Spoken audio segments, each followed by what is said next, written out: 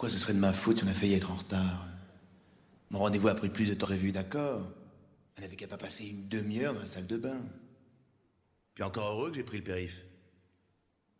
Pourquoi a-t-elle insisté pour que j'aille dans le parking? En plus, j'ai vu une super place juste devant le théâtre. Et d'ailleurs, pourquoi est-ce qu'elle rappelle la babysitter alors qu'on vient de la quitter? Oh, et puis merde, pourquoi vouloir absolument aller au théâtre alors qu'il y avait un très bon film à la télé? Oh, ça va, il va pas me faire la gueule parce que j'appelle la babysitter pour lui demander la route. En plus, je voulais savoir si l'enfant n'avait pas pleuré. Et pourquoi vouloir toujours aller dans le même resto après? Et pourquoi ne montre-t-il pas un peu d'enthousiasme pour une fois qu'on sort? Toutes ces questions, si elles restent sans réponse, peuvent altérer la qualité de la relation.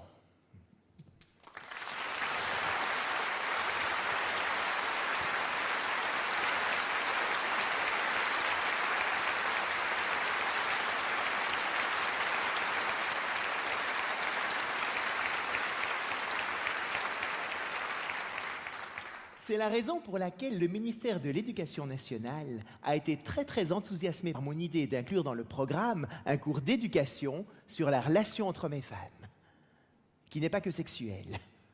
Mais rassurez-vous, on finira par en parler. Ce cours s'inscrit dans le programme de prévention contre le divorce et pour la promotion de la vie à deux. À cet effet, nous avons instauré un nouveau permis à points. Et oui, dorénavant, chacun donnera à son partenaire un permis de couple.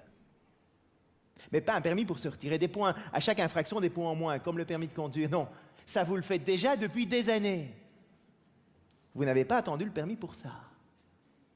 Ici, c'est un permis pour marquer des points. Vous allez gagner des points. Mais avant de vous expliquer ce dispositif, je voudrais faire une petite enquête. Je voudrais savoir qui est venu en couple ce soir. Vous voulez bien lever la main, ceux qui sont venus en couple? Ah oui, quand même, oui. Non, je préfère toujours le savoir avant. Parce qu'après, on est sûr de rien. Je préfère vous prévenir tout de suite. J'en vois d'ailleurs 2-3 qui ont l'air un peu stressés. On a dû le retirer des points récemment. Tiens, à ce propos, qui a déjà eu un retrait de permis? Ben, les divorcés, levez la main. Il y en a? Il y en a là, oui? Quelques-uns? Oui. Et les faux permis? Ceux qui sont ici avec leur amant, leur maîtresse. Il n'y en a pas ce soir, non? Allez-y, dites-le, n'ayez pas peur, je ne suis pas curé de toute façon. Vous vous demandez peut-être d'ailleurs comment j'en suis venu à enseigner cette matière peu orthodoxe. Il y a 11 ans, je me suis retrouvé dans une conférence aux États-Unis. Elle était donnée par un certain John Gray. Jamais entendu parler. Il avait, paraît-il, écrit un livre, Mars et Vénus ou quelque chose comme ça. Vous savez, messieurs, c'est ce livre qui traîne sur la table de nuit depuis 2 ans, qui prend la poussière. Toutes les femmes sont là, mais quand est-ce qu'il va le lire? Je vois qu'il y en a. J'étais moi aussi un peu sceptique. Je me demandais vraiment ce qu'un Américain allait pouvoir m'apprendre au sujet des hommes et des femmes. Il n'y connaît rien aux autres cultures. Et puis là-bas, ils ont déjà tous divorcé 4 fois. Normal qu'ils aient besoin de ça. Moi, pas. J'ai quand même été très interpellé par ce que j'ai entendu ce soir-là. Car même si je m'entendais très bien avec Corinne, Corinne, c'est ma femme. Bon, on n'était aussi mariés que depuis 2 ans à l'époque. On n'avait pas encore eu le temps d'avoir énormément de problèmes. Mais il y avait malgré tout des petits trucs qui m'énervaient chez elle. Comme le fait qu'elle téléphone à sa mère pendant une demi-heure pour expliquer que ce qu'on a mangé à midi était un petit peu froid. Vous voyez, ce genre d'information tout à fait essentielle. Chaque fois qu'elle faisait ça, ça m'énervait. Un être normalement constitué comme moi n'a pas besoin de faire ça. Elle avait donc un problème. J'essayais de la changer. Tu sais, mon amour, le téléphone, ça coûte quand même un peu cher. C'était pas vraiment le coût du téléphone qui me dérangeait. Quoique. Mais c'était surtout le fait de ne pas comprendre pourquoi elle avait besoin de parler pendant des heures pour ne rien dire. Et là, J'ai enfin compris pourquoi Corinne faisait ce qu'elle faisait. Je me suis rendu compte qu'elle n'était pas la seule à le faire. Ça m'a rassuré, ça. Et puis je me suis dit que si je changeais de femme, ça n'allait pas changer le problème. Donc autant essayer de trouver une solution tout de suite, on gagnerait du temps. Corinne était normale, elle n'avait pas à changer. Il fallait simplement lire le bon mode d'emploi. Quand je suis sorti de cette conférence, j'ai acheté les livres et les cassettes vidéo. Et quand je suis rentré en France, j'ai mis Corinne devant la télé. Pour qu'elle comprenne aussi 2-3 trucs qui apparemment l'énervaient chez moi. Comme le fait de zapper pendant une demi-heure, affalé dans le canapé sans rien foutre. Je vois qu'il y en a aussi. Corinne était normale. J'étais normale. Mais nous étions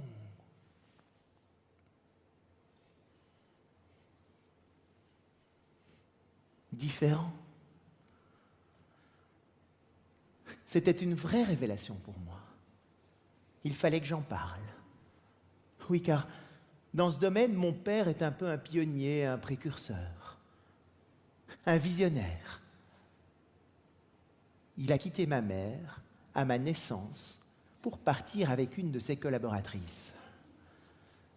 C'était un des premiers en Belgique à l'époque.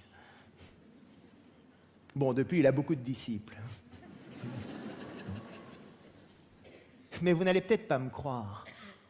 Mais jusqu'à l'âge de 13 ans, j'ai cru que mes parents étaient encore ensemble. Ma mère me disait « Papa travaille trop loin, il ne peut pas rentrer tous les soirs à la maison. » Je passais quelques heures le samedi après-midi avec mon père, puis il repartait, comme si de rien n'était. Pour moi, c'était normal, j'y croyais, malgré les évidences énormes. Je n'ai jamais fait de vacances avec mon père, de week-end avec lui. Il n'y avait aucun effet personnel de mon père à la maison. Même ma mère avait un lit simple dans sa chambre. Quand j'allais chez des amis et que je voyais un lit double dans la chambre des parents, je me demandais vraiment à quoi ça servait, ce truc-là. Aujourd'hui, je me dis que si mes cours peuvent aider des adultes à être un peu plus heureux, un peu plus sincères dans leurs relations, ça aidera certainement leurs enfants à vivre dans un environnement un peu plus vrai. Voilà d'où me vient ma vocation de prof.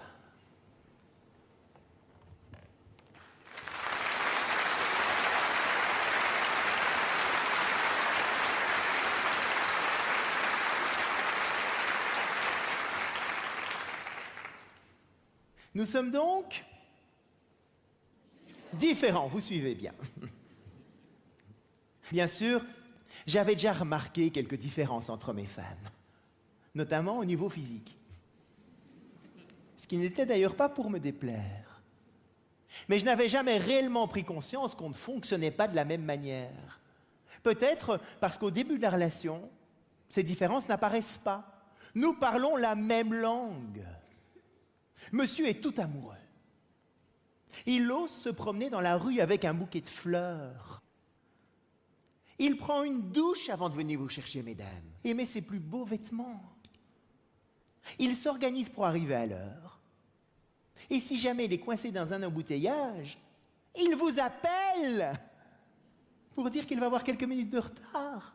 Madame, elle, était très impatiente qu'il rappelle pour lui proposer ce dîner. Vérifiant 20 fois la messagerie de son portable.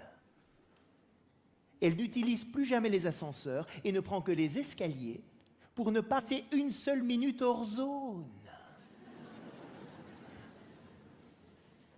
Quand il se voit, il est galant, prévenant, il pose des questions, il s'intéresse à elle.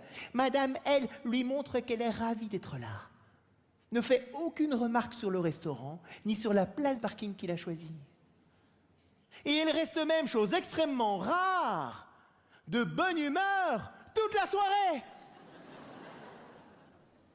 Le rêve, quoi. C'est normal.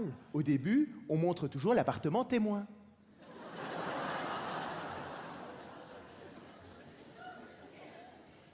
Mais c'est une fois que la relation s'établit que les petits problèmes vont commencer. Oh, rien de bien grave. Une petite remarque est prise comme une critique, un petit oubli. On va faire un effort pour passer au-dessus de ça. Il y a des choses tellement plus importantes. Ça nous énerve quand même. Hein. Toutes ces frustrations sont comme des gouttes d'eau qui petit à petit vont finir par faire déborder le vase, vont faire perdre des points encore et encore et encore. Elles viennent d'une erreur fondamentale que l'on fait, c'est de croire que l'autre va réagir comme on réagirait dans les mêmes circonstances. Vous vous êtes rencontrés le 22 juin. 10 ans plus tard, le 22 juin matin, la femme se réveille et il se souvient de tous les détails.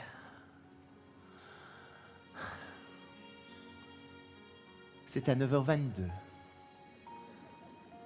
Elle portait une jolie robe à fleurs, assise sur un banc public, sur la grande place, en dessous d'un platane, au soleil. Elle se dit, je suis sûre que quand il va se réveiller, il va me dire, oh ma chérie, tu te souviens ? Il y a 10 ans, 9h22, le platane, le banc public, ta robe à fleurs, la grande place, le soleil. Et lui, qu'est-ce qu'il fait? Il se lève, il se rase, il part travailler. Comme d'habitude. Et là, elle se dit, je suis sûre qu'il m'a rien dit ce matin. Parce que ce soir, il va faire une petite surprise. Au bout de 20 ans, elle a compris. Mais au bout de 10 ans, elle espère encore. Il va se passer quelque chose, on va retourner sur la grande place, on va fêter l'événement d'une manière ou d'une autre. Le soir arrive, il rentre, il dîne, il se couche. Comme d'habitude.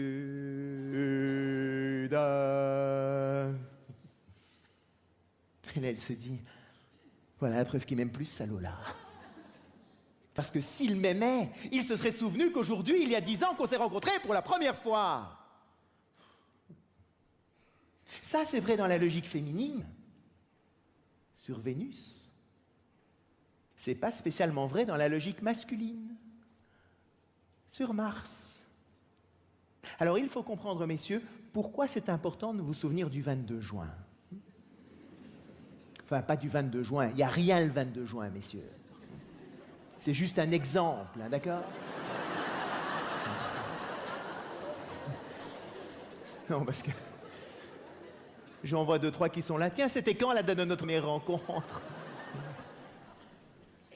Mais en même temps, mesdames, si un homme ne s'en souvient pas, c'est pas spécialement parce qu'il n'y a plus d'amour.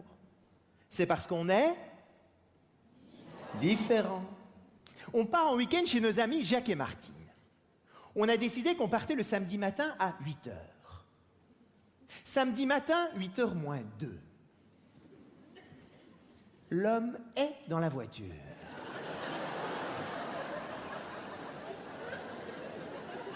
Ceinture de sécurité attachée.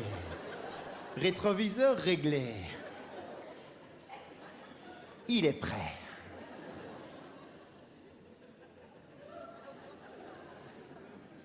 Il n'attend plus qu'une seule chose.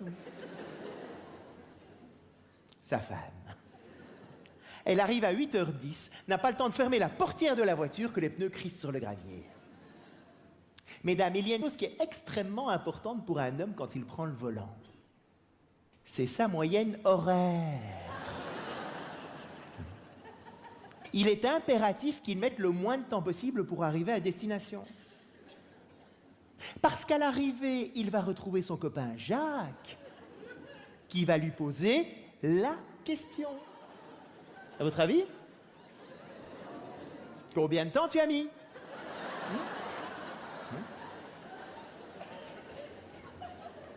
Les hommes parlent entre eux de ce qui est le plus important à leurs yeux. Leur, non pas leur voiture, leur compétence à atteindre un objectif. Et c'est comme ça que tous les hommes sont toujours en compétition les uns par rapport aux autres, pour savoir qui a couru le plus vite, qui a sauté le plus haut, qui a marqué le plus de buts, qui a la plus grande surface commerciale, le plus gros chiffre d'affaires, la plus grosse voiture, oui.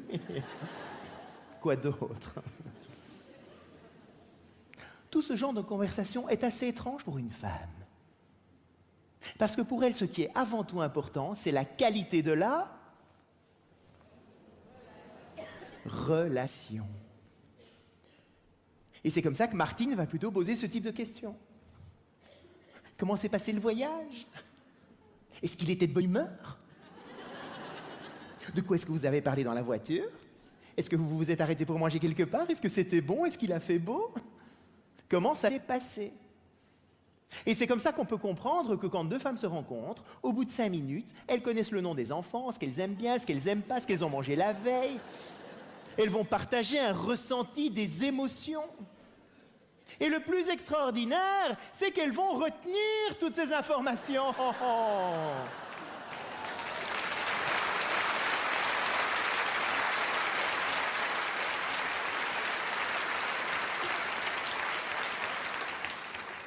Pour un homme, une date d'anniversaire, un prénom d'enfant, ça rentre par une oreille, si jamais ça rentre. Ça sort tout de suite par l'autre. On n'a pas les mêmes filtres. Alors, mesdames, si vous voyez qu'il se concentre sur la route, ne lui parlez pas dans ces moments-là. Il risquerait de vous reprocher d'avoir loupé la sortie de l'autoroute. Il vous le reprochera. Un homme ne peut pas faire 2 choses à la fois. Eh oui.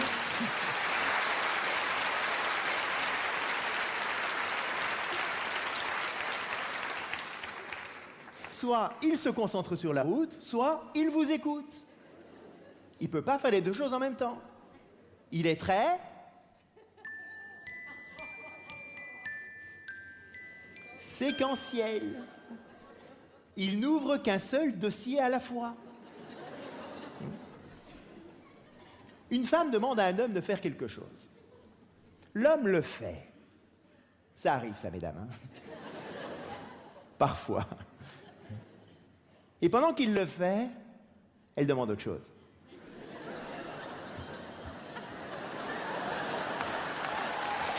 Là.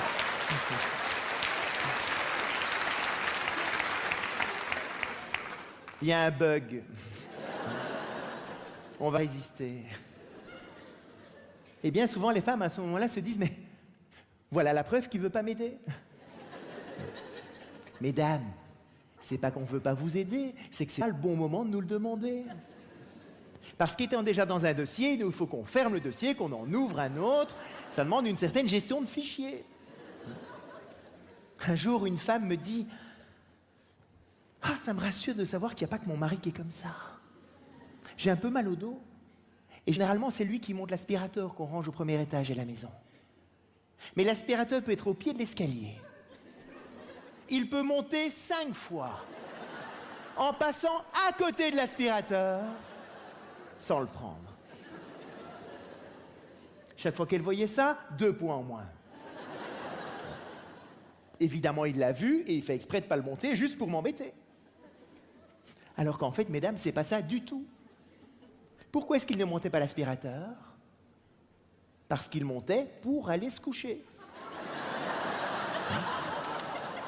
Il ne montait pas pour monter l'aspirateur.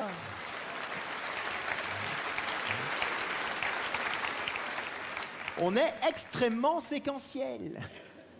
Dans les maisons, on laisse les affaires sur les escaliers pour les monter. Un homme voit ça, il va les enjamber. Et en râlant en plus.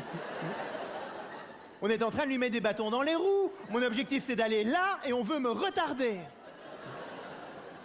Il va pas imaginer une seule seconde qu'il peut se baisser pour le prendre. C'est assez étrange pour une femme.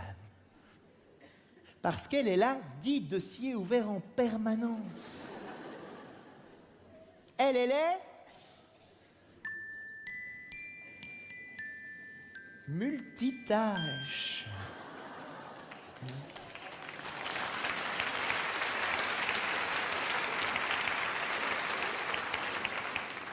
Passant constamment d'un dossier à l'autre. Ça aussi, ça agace les hommes, ça. Un jour, une amie m'appelle de l'étranger. Au bout de 3 minutes, elle me dit « Oh, excuse-moi, il y a quelque chose qui brûle à la cuisine, je reviens tout de suite. » Dépose le téléphone. Et là, j'entends son mari lui crier « Mais enfin, pourquoi tu appelles maintenant ?» Dans la logique masculine, c'est un peu idiot, ça. Pourquoi est-ce que tu téléphones pendant que tu fais la cuisine? Ça brûle à la cuisine et ça coûte très cher en téléphone. Rien n'est bien fait. C'est vrai qu'un homme qui fait la cuisine aura tendance à rester debout à côté de l'eau des pâtes en attendant qu'elle bout.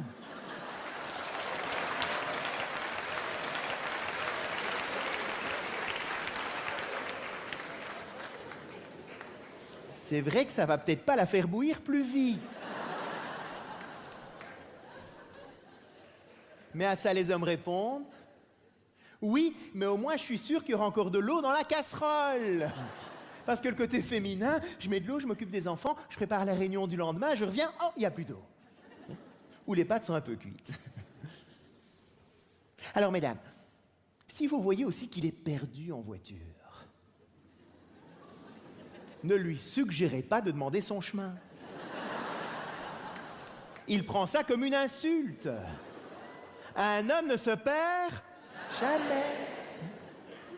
Il trouve nouveaux itinéraires.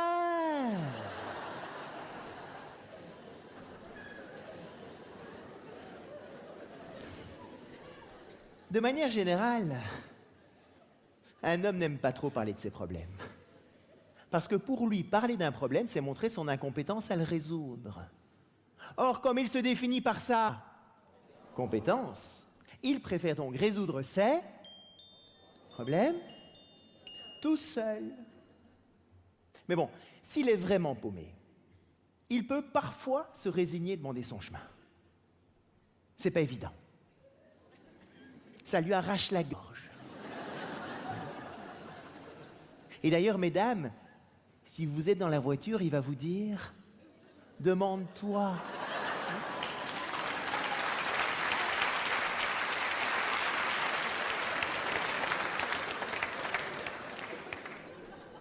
Soi-disant, c'est parce que vous êtes du bon côté du trottoir. Ça n'a rien à voir avec ça. C'est parce que c'est trop dur pour lui de le demander. C'est une défaite pour un homme. Mais bon, s'il est vraiment paumé, il peut parfois se résigner de demander son chemin. Mais pas à n'importe qui. À quelqu'un qui a les signes extérieurs de compétence. Un chauffeur de taxi, un policier, un facteur. Il va s'arrêter à une station-service. Je ne vais pas perdre mon temps à parler d'un problème à quelqu'un si je ne sais pas s'il a la réponse à mon problème. Alors que dans la logique féminine, je suis perdu, je demande mon chemin, quoi de plus normal? Le premier qui passe, c'est parfait. Il a la solution, tant mieux. Il n'a pas la solution. On a peut-être des enfants du même âge, il va me renseigner un resto dans le coin. On va papoter 5 minutes.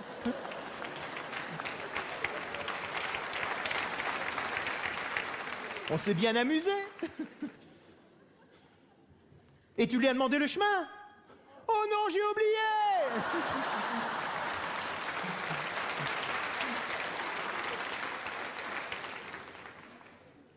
Pour un homme, il n'y a jamais de problème. Enfin, c'est pas qu'il n'y a jamais de problème, c'est qu'il n'y a aucune raison d'en parler. Un problème passé est passé, donc c'est plus la peine de revenir dessus. Un problème présent, j'essaie de le résoudre seul, donc j'en parle pas. Et un problème futur, on verra bien s'il arrive dans le futur, mais c'est pas la peine de commencer à crêper le chignon pendant des heures pour savoir ce qui pourrait se passer dans 5 ans quand j'ai pas encore tous les éléments en compte pour prendre une décision. Donc pour un homme, tout va bien. Et ça peut être frustrant pour une femme parce que pour elle, parler d'un problème n'est pas spécialement pour avoir la solution, mais c'est avant tout pour pouvoir partager, échanger, communiquer ce qu'on ressent par rapport au problème. Elle veut parler des problèmes. Ayant compris ça, voilà maintenant le type de conversation qu'on peut avoir à la maison. Corinne rentre il y a quelques années à la maison et elle me dit « Ouh là là, dans quel lycée on va mettre Julie ?» Notre fille aînée, Julie. On a 4 enfants. Elle avait 7 ans à l'époque. Dans ma logique masculine, quand j'entends ça, j'ai envie de botter en touche tout de suite. Qu'elle entre d'abord au collège, on verra bien plus tard. Il n'y a pas de décision à prendre maintenant, donc il n'y a aucune raison d'en parler. Mais bon, j'ai compris 2-3 choses maintenant, donc on en parle. On en parle. Mais oui, parce que j'ai une copine qui m'a dit que ce lycée-là, il n'était pas terrible. Il y en a un autre qui est vraiment bien, mais qui était un peu plus loin. Mais je sais pas, le matin, si j'aurais le temps d'aller conduire les enfants dans une école, et puis dans l'autre, quand t'es pas là le matin, de toute façon, t'es jamais là le matin, donc il faut bien que je débrouille toute seule. Peut-être qu'elle pourrait prendre un bus. Oh non, je veux vraiment qu'elle prenne un bus, parce que moi, toute ma jeunesse, j'ai dû prendre un bus. Et mes parents m'engueulaient parce que je faisais du bruit le matin. C'était vraiment difficile à vivre pour moi. Je devais me lever avant eux, c'était vraiment difficile. Toute seule, hein, vous voyez, toute seule comme ça.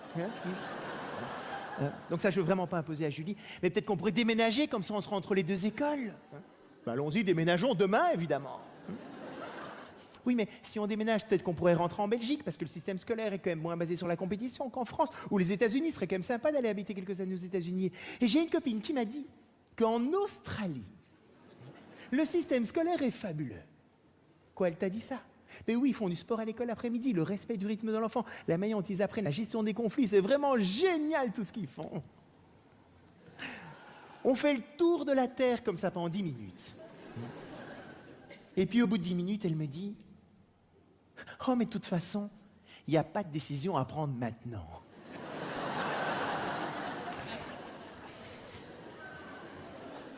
Ben non, effectivement.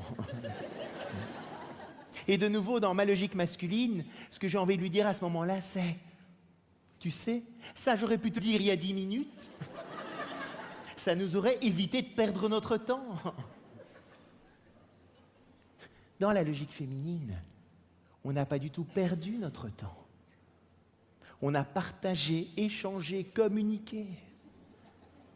On a renforcé la qualité de la relation.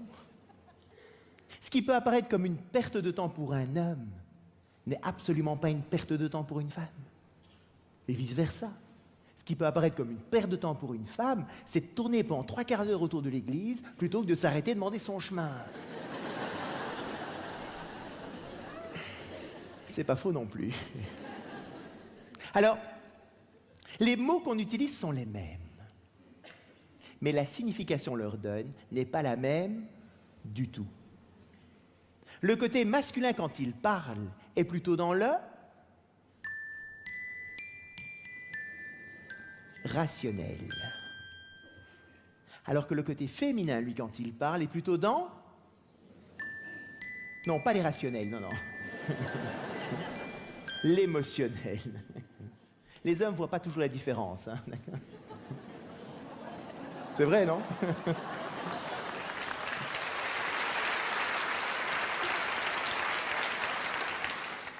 Corinne se lève le matin. Elle va vers sa garde-robe. Elle ouvre sa garde-robe. Et elle me dit...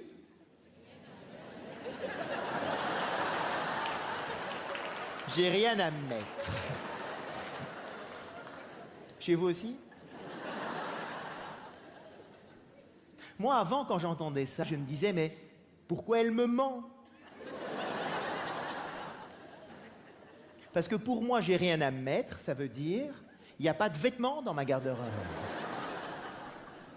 Or, des vêtements, il y en a. Et pas que dans sa garde-robe, en plus.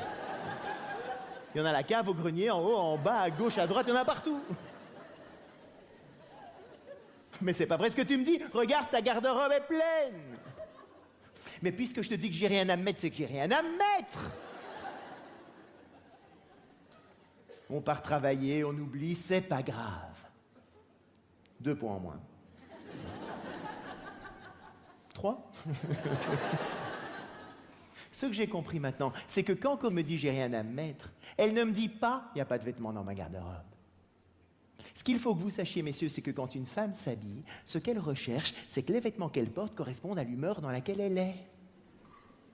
Ah, c'est ça. Eh oui. Et donc, quand elle dit « j'ai rien à mettre », ce qu'elle y a avec le décodeur, maintenant, c'est « j'ai rien qui corresponde à l'humeur dans laquelle je suis ce matin ». Et elle a beaucoup d'humeur.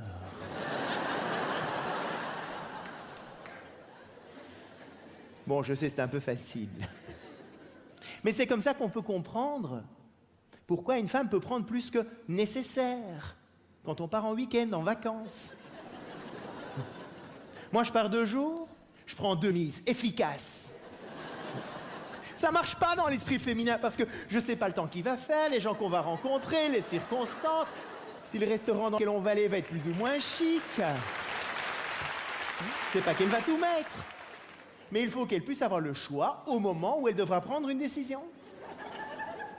Donc, messieurs, quand on part en vacances, on prend une grande valise. Cela vous fera un petit peu d'exercice.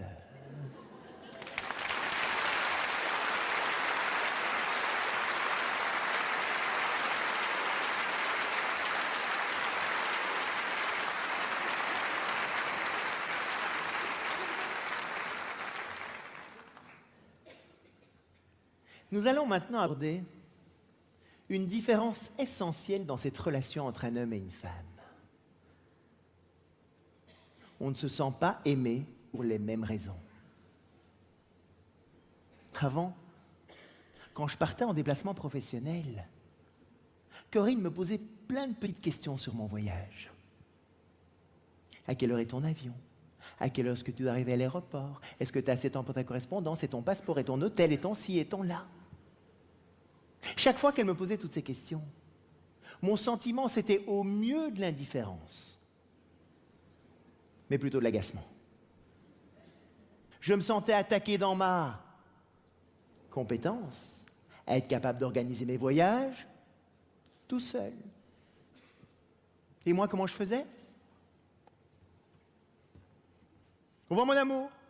Oh, je suis sûr que tout va magnifiquement bien se passer pendant mon absence.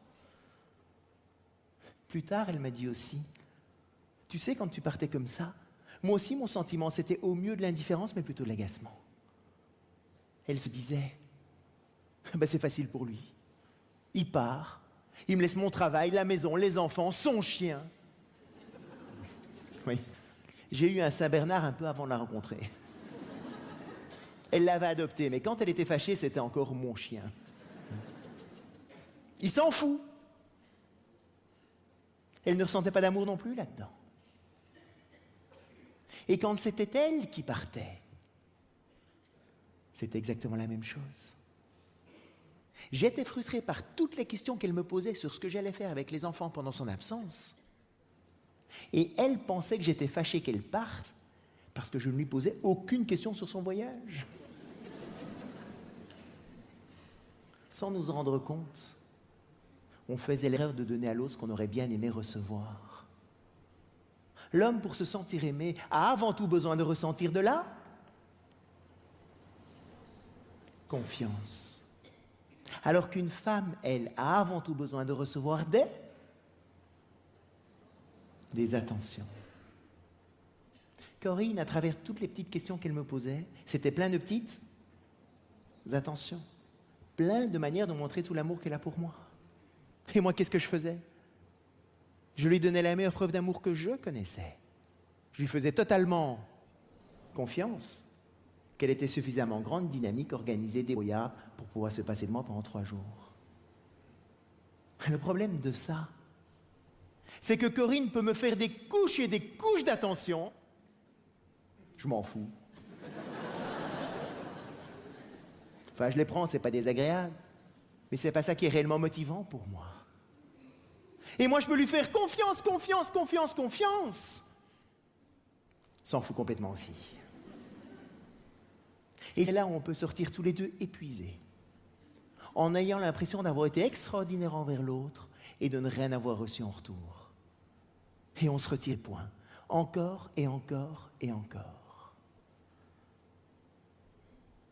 J'aime Corinne. Ça ne me pose donc aucun problème de le lui montrer. Et je sais maintenant que c'est à travers les attentions. Donc quand elle part, je pose plein de questions avant. Et quand je suis parti, je téléphone très très régulièrement à la maison. Et à travers toutes ces petites attentions, Corinne ressent tout l'amour que j'ai pour elle. Et moi maintenant, elle ne me pose plus de questions sur mes organisations de voyage. Et si jamais je rate une correspondance un jour, je lui téléphone, elle me dit simplement « À quelle heure est ton prochain vol ?» Et elle ne va pas commencer à me dire « Ah, tu vois, je te l'avais bien dit. T'aurais dû prendre un avion plus tôt ou plus tard, ou t'aurais dû faire ça, gna gna gna, gna gna gna, gna gna gna. » Vous voyez un peu, gna gna gna, oui? Juste pour voir. Et le fait que je n'ai aucun de tous ces petits commentaires-là, c'est comme ça que je ressens tout l'amour qu'elle a pour moi, à travers la confiance qu'elle me fait. L'homme a avant tout besoin de confiance et d'appréciation. La femme, elle, a avant tout besoin d'attention et de compréhension. Ce sont 4 mots à inscrire en lettres d'or quelque part, qui sont les clés pour vivre ensemble, pour se marquer des points. Elle a donc avant tout besoin d'attention. Et pour ça, on pourrait la comparer à un jardin. Qu'est-ce qu'il faut faire pour qu'un jardin soit beau? L'arroser, l'entretenir, enlever les mauvaises herbes, bêcher, labourer. Oh non!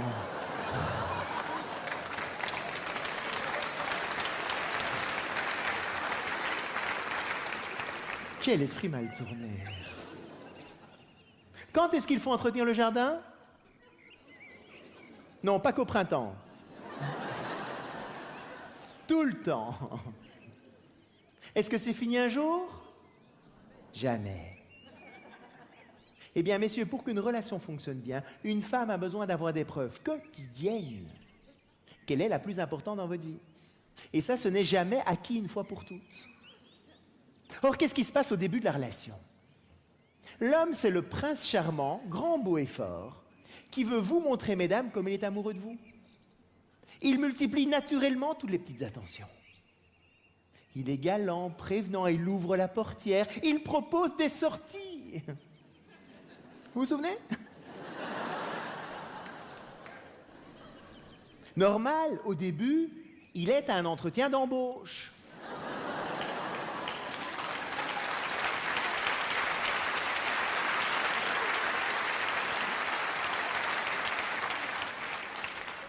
Le jardin fleurit, c'est mignon, c'est gentil, tout le monde est content.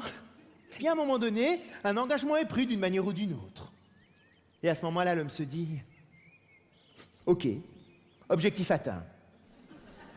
C'est bon, elle sait que je l'aime, affaire classée. » Et comme il ne fonctionne qu'un dossier à la fois, il ferme le dossier Prince Charmant. Et il ouvre le dossier bureau, travail pour assurer le confort financier de la famille. Et à ce moment-là, la femme se dit « Mais c'est dingue ici. Je viens d'engager mon jardinier. Et le lendemain de la signature du contrat, il n'en faut plus une. » Extrêmement frustrant pour elle. Après quelques années de vie commune, une femme peut demander à son partenaire « Est-ce que tu m'aimes encore ?» La réponse de l'homme « Ben, évidemment, puisque je suis là. » Hein?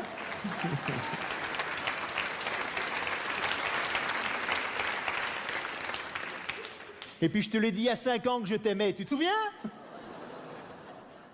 Tu vas quand même pas me le demander tous les jours. Un jour, un homme me dit « Je comprends maintenant pourquoi ma femme est un peu frustrée. Parce que chaque fois qu'elle me demande « Est-ce que tu m'aimes ?» je lui réponds « Tu seras la première personne informée quand ce ne sera plus le cas. » C'est romantique, hein?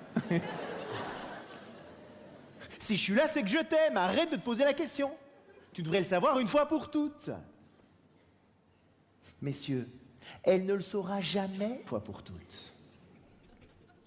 Car aussi beau qu'ait pu être un jardin, dès qu'on arrête de s'en occuper, mauvais se mettent à pousser.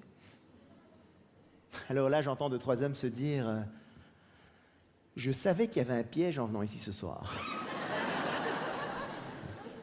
Avec tout ce que je fais déjà, il m'en remet une couche, celui-là. Parce que les hommes sont dans la logique suivante. Bon. Il faudrait peut-être que je lui montre que je l'aime.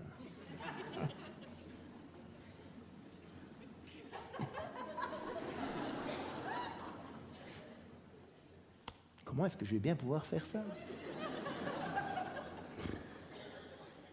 Comme je l'aime très fort, il faut que je fasse quelque chose de très grand.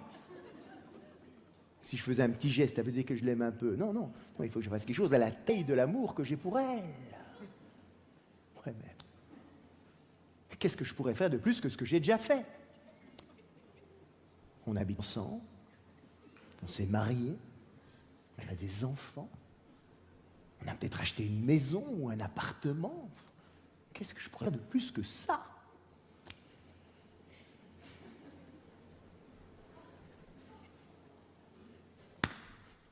Elle m'a dit un jour qu'elle voulait aller à Hawaï. Ils travaillent très fort toute l'année. Ils partent une semaine à Hawaï.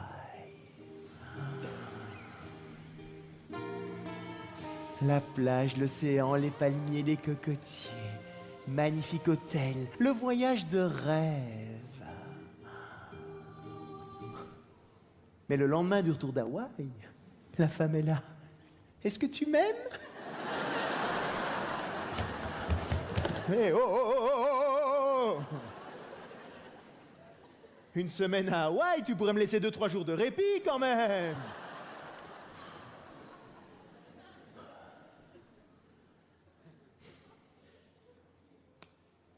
Peut-être qu'une semaine s'était passée. Peut-être qu'il fallait partir 15 jours. Ils travaillent 2 fois plus fort l'année suivante. L'année suivante, ils repartent 15 jours à Hawaï. L'huile de coco sur les corps bronzés. Magnifique croisière. Mais même le lendemain du retour des 15 jours, la femme est là. Est-ce que tu m'aimes? Elle a des hommes qui baissent les bras. J'en peux plus, moi. On a déjà l'écran plasma, les canapés en cuir, le Renault Espace. Elle est jamais contente, il lui faut toujours plus. Je suis pas Bill Gates non plus. J'ai une bonne nouvelle pour vous, messieurs. Enfin. Dans la logique féminine, il n'y a pas de pondération. Votre manière, messieurs, de montrer votre amour, vous le faites par un grand geste ou par un petit geste, c'est la même chose. On va faire des économies ici.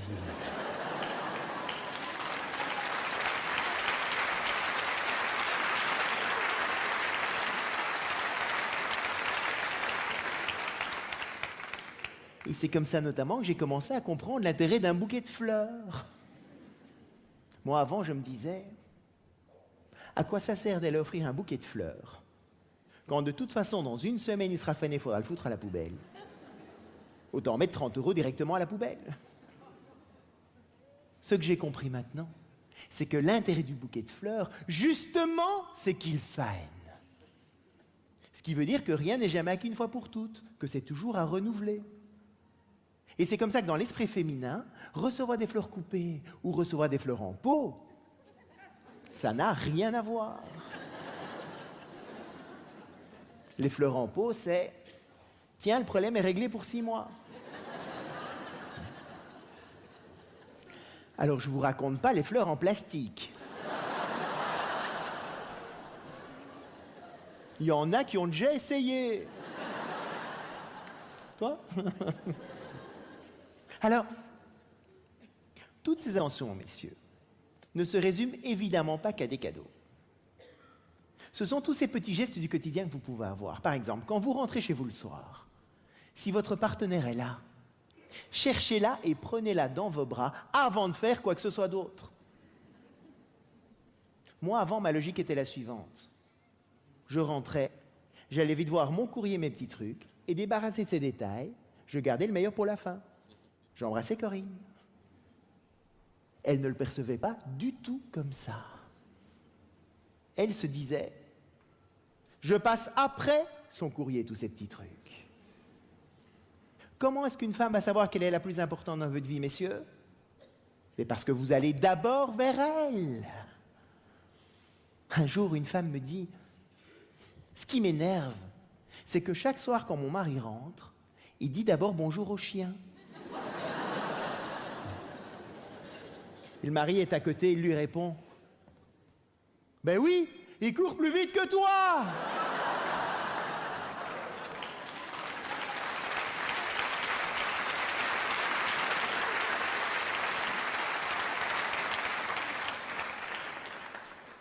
Si tu veux que je te dise bonjour d'abord, t'as qu'à enfermer le chien ou t'entraîner un peu. Moi, je dis bonjour dans l'ordre d'arrivée de ce qui me vient. Alors, messieurs, c'est pas vraiment qu'une femme va se cacher, mais elle peut très bien ne pas tout à fait se montrer pour voir si vous allez aller vers elle. Hein? C'est subtil, ça. Féminin. Ce n'est pas parce qu'elle ne vient pas vers vous qu'il ne faut pas aller vers elle. Vous marquez un point. Autant qu'un voyage à Hawaï. Ça vaut le coup quand même, non? Prenez-la aussi régulièrement dans vos bras, sans arrière-pensée sexuelle. J'insiste sur la deuxième partie de la phrase.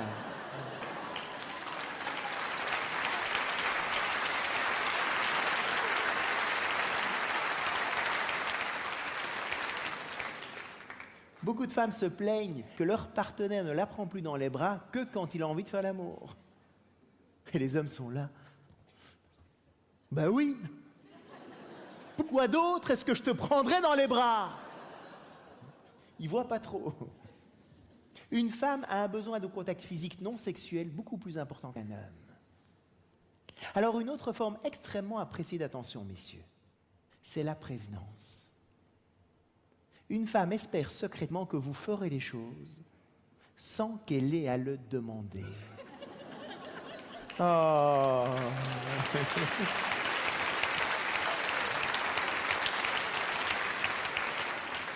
On peut un peu rêver, mesdames. Hein?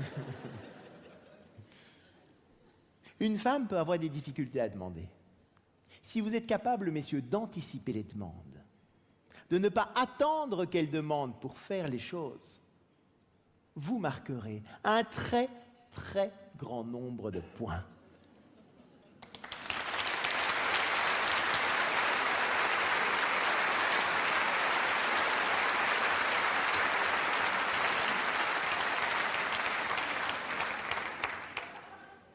Alors, elle a aussi besoin de compréhension. Et pour ça, on pourrait la comparer à une vague. Non, une vague, pas une vache, j'entends chaque fois ça.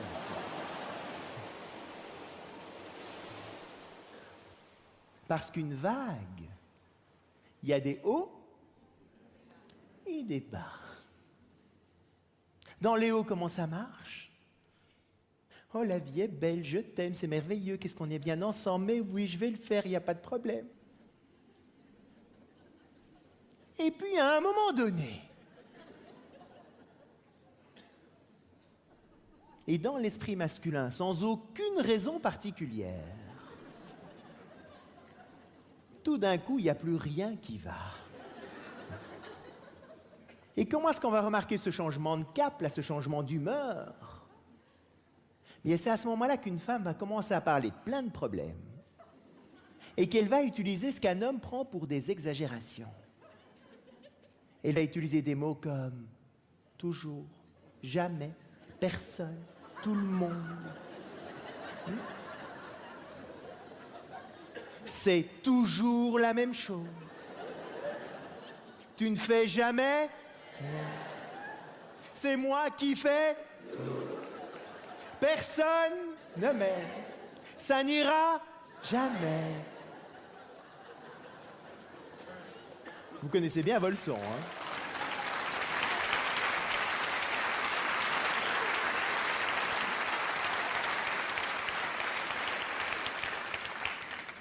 Et à ce moment-là, les hommes vont faire l'erreur la plus dommageable dans la relation. Ils vont tout mettre en œuvre pour couper la vague. Comment est-ce qu'ils coupent la vague, les hommes? Bien, je vais prendre un coup de volontaire pour vous illustrer comment on coupe une vague. Tiens, on va prendre ces deux-là. Là. Tiens, venez. On peut les applaudir, parce que ça va quand même être une épreuve très difficile pour eux.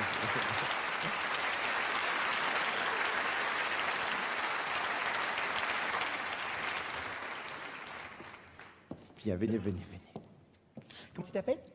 Geneviève. Je peux t'appeler Corinne, parce que moi, ça fait beaucoup de prénoms pour moi. C'est genre... Tiens, assieds-toi là, si tu veux bien. Prends le micro derrière. Et toi? Eric, tiens, Eric, assieds-toi. Prends le micro là. Oups. Tiens. Comment ils font les hommes pour couper la vague? 4 étapes dans la stratégie. Tiens, micro.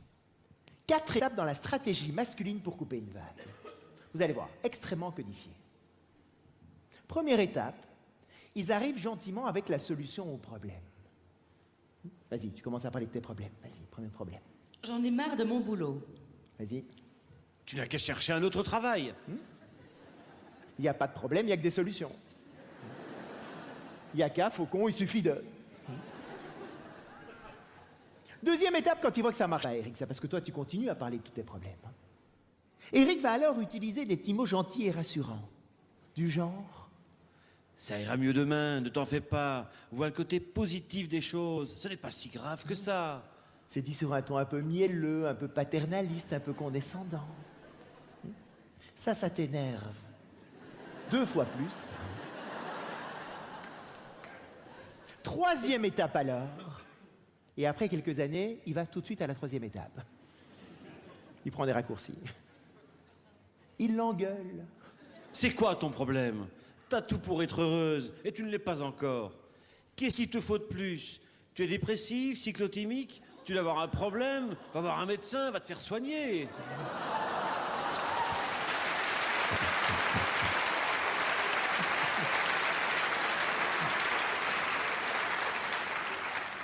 Il doit même pas lire sa fiche, hein, ça sort tout seul là-bas. Et parfois, on va encore un peu plus loin. Vas-y. Oui, vas-y. Ça va, j'ai compris, t'as tes règles dans 2 jours.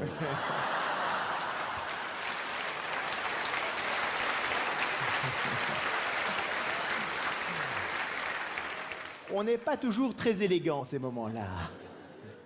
Et la 4e étape. Et aussi, après quelques années, il va tout de suite à la 4e étape. Il se barre en disant...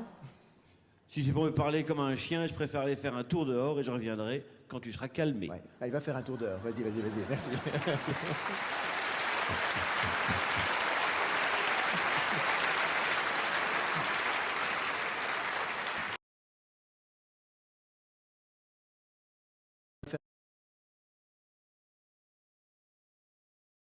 Un tour d'heure, vas-y, merci.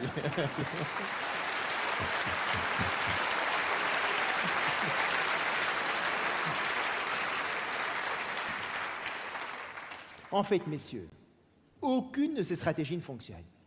Hein? Il n'y a rien qui marche. Hein? Vous avez déjà tout essayé.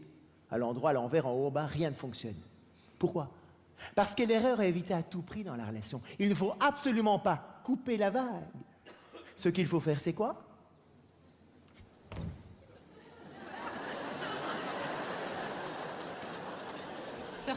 Surfer. Il faut l'accompagner dans la descente. Ça veut dire qu'il faut qu'un homme comprenne que quand une femme descend cette vague, elle n'est pas dans un côté masculin rationnel, elle est dans son côté féminin émotionnel. Et que sa demande à ce moment-là est donc de se sentir comprise dans les émotions qu'elle vit. Oula. Qu'est-ce que ça veut dire, ça? Il y a des périodes dans l'année où je suis vraiment beaucoup parti de la maison.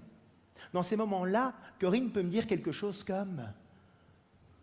Oh, c'est dur quand tu pars. J'en ai marre que tu partes. Je sais bien qu'avant, si je n'avais pas la compréhension de ce phénomène-là, si j'avais entendu Corinne me dire « c'est dur quand tu pars », moi, ce que j'aurais entendu avec mon décodeur masculin, c'est « je ne veux pas que tu partes ». Et comment est-ce que je lui aurais répondu? Évidemment, Corinne, que je pars. C'est mon métier, je suis bien obligé. Et puis Corinne, si tu voulais quelqu'un qui rentre à 5 heures tous les soirs, T'avais qu'épouser quelqu'un d'autre, hein. Et si tu crois que ça m'amuse? J'adore ce que je fais, mais j'oserais pas lui dire. Donc je vais un peu me martyriser. C'est pas facile pour moi non plus. Et puis on est quand même tous très contents de pouvoir partir en vacances, non? 15 jours à Hawaï en plus. Je vais lui expliquer toutes les raisons bien rationnelles qui font qu'il faut que je parte. Et que si elle n'est pas d'accord, c'est pareil. Et en faisant ça, je coupe bien la vague. Parce que ce qu'il faut comprendre, messieurs, c'est que quand Corinne me dit « c'est dur quand tu pars », elle ne me dit pas « ne pars pas ». Ce qu'elle souhaite à ce moment-là, c'est de se sentir comprise dans le sentiment que c'est plus difficile pour elle quand je ne suis pas à la maison que quand j'y suis. Et heureusement d'ailleurs. Voilà, vous avez compris? Et comment est-ce qu'elle va se sentir comprise? Parce que je vais l'accompagner dans la descente, en l'écoutant vraiment. Vas-y. Mais oui, c'est dur. Je comprends bien, ma chérie. C'est un peu bizarre au début, mais on s'y habitue assez vite, vous allez voir. Il faut que j'assume tout Oui, toute seule quand seule. tu n'es pas là. Ah, ouais. Aller chercher les enfants à l'école, m'occuper de tout le temps. Et quand ils se jaillent en plus, c'est vraiment difficile. Oui, je comprends bien. Et puis mon patron qui a l'air de me faire la gueule. Qu'est-ce qu'il a, ce con-là? Je me demande vraiment ce qui se Moi passe. aussi. Oh là là, viens dans mes bras. Merci beaucoup.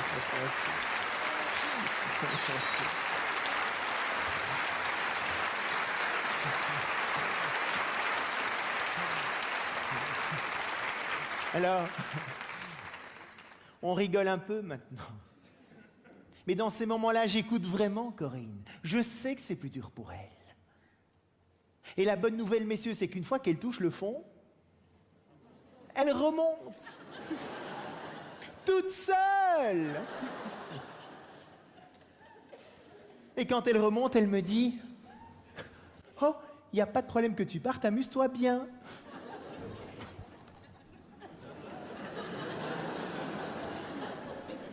De nouveau, si j'ai pas un peu de compréhension de ce phénomène-là, entendre Corinne me dire « c'est dur quand tu pars » et 2 minutes plus tard me dire « il y a problème que tu partes »,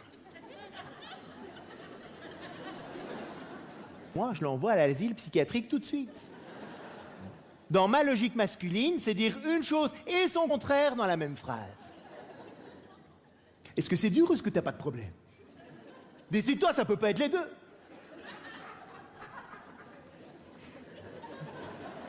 Elle change tout le temps d'avis, elle sait pas ce qu'elle veut. Elle ne change pas d'avis. Dans un premier temps, elle exprime ce qu'elle ressent. Elle n'est pas contre le fait que je parte. Mais où elle commencerait à avoir des problèmes, c'est si elle ne se sent pas comprise, justement. Car alors, il y aurait du sable qui commencerait à s'accumuler dans le fond de la vague. Et le sable, c'est tout le ressentiment qui s'accumule chez une femme de toutes les fois où elle ne s'est pas sentie comprise. Et pour ça, messieurs, une femme a une mémoire d'éléphant.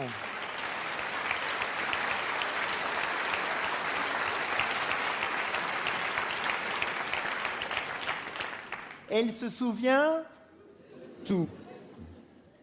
Et à chaque discussion un peu animée,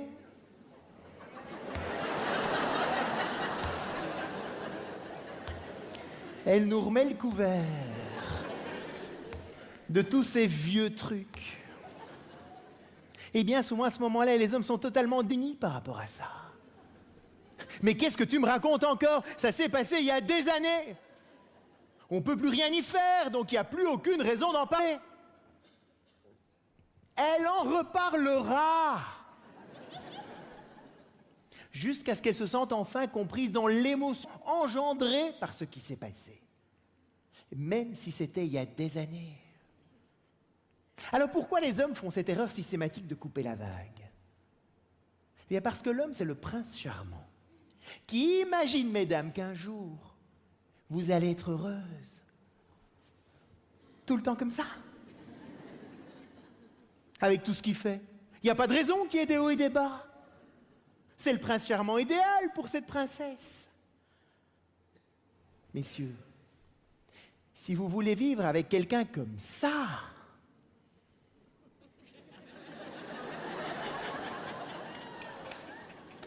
il ne faut pas vivre avec une femme.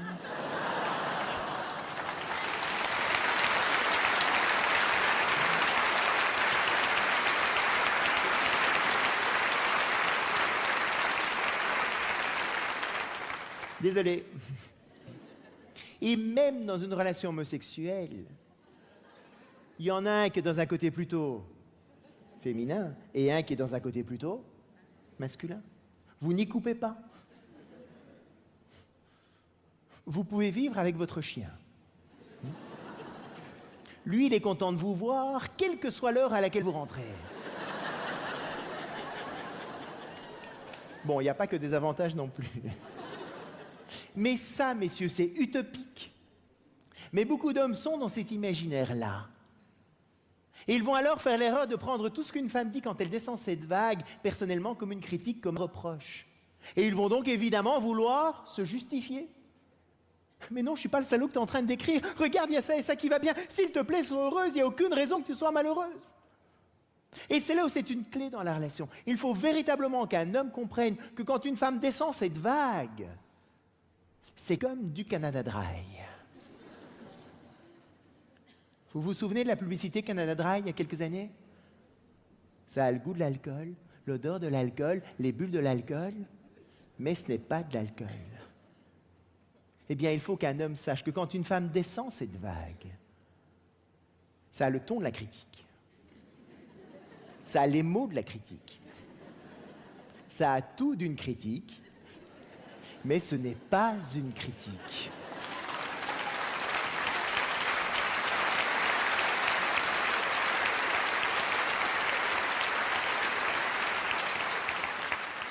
Et il faut qu'un homme se l'ancre vraiment bien dans le crâne. Parce que c'est quand même extrêmement bien imité, mesdames. Vous êtes très très fortes. Parce que quand elle nous dit « personne qui fait jamais rien dans cette maison », on pourrait peut-être se sentir un peu visé si on était parano. Et pourtant, messieurs, c'est pas le moment d'aller expliquer tout ce que vous avez fait la semaine dernière. On s'en fout de qui a fait quoi dans ces moments-là. On n'est pas dans une discussion rationnelle. On est dans ce besoin fin d'ouvrir les vannes pour lâcher le trop-plein émotionnel accumulé. Et messieurs, cela n'a rien à voir avec vous. C'est une bonne nouvelle quand même, non? Oui, mais alors? Si ça n'a rien à voir avec moi, pourquoi est-ce que j'irais me prendre ce paquet de sable dans la figure? Alors que je suis pour rien? Qu'elle aille faire ça ailleurs, hein, c'est pas mon problème. Quel est mon intérêt là-dedans? Votre intérêt, messieurs, c'est que tout simplement, si vous ne le faites pas, cet accompagnement-là, qu'est-ce qui se passe? Le sable monte, monte, monte, monte, monte. Elle devient de plus en plus aigrie, frustrée et difficile à vivre. Et à un moment donné, Mont-Saint-Michel. Totalement sablé. C'est là qu'elle va prendre la décision de partir. Parce qu'elle aura à ce moment-là acquis la conviction qu'elle ne se sentira jamais comprise. Alors pourquoi rester? De moins en moins de femmes acceptent de se résigner par rapport à ça. Dans 75% des cas aujourd'hui, messieurs, ce sont les femmes qui demandent la séparation. Pourquoi? Parce qu'aujourd'hui, elles le peuvent. Et l'argent, les enfants, plus rien n'y fait. À la limite, elle va attendre que les enfants soient un peu plus grands. Et ce qui est totalement incompréhensible pour un homme, c'est que très souvent, les femmes partent pour personne. Généralement, quand un homme part, c'est qu'il en a une ou deux sous le coude. Enfin, le coude.